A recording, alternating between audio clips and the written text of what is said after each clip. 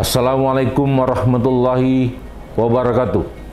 Saya, Herli Kurniawan, pada Badan Pengelolaan Pajak Daerah Kota Palembang, dengan ini menginformasikan kepada seluruh masyarakat Kota Palembang bahwa pemerintah Kota Palembang melalui keputusan Wali Kota Palembang nomor 3/KPTS/BPBD/2022 menghapuskan seluruh jenis denda pajak daerah Kota Palembang terhitung pembayaran tanggal 1 Februari sampai tanggal 30 April 2022.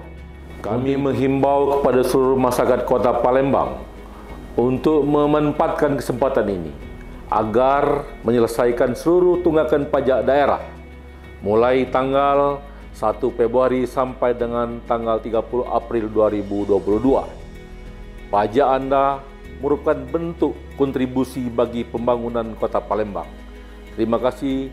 Wassalamualaikum warahmatullahi wabarakatuh.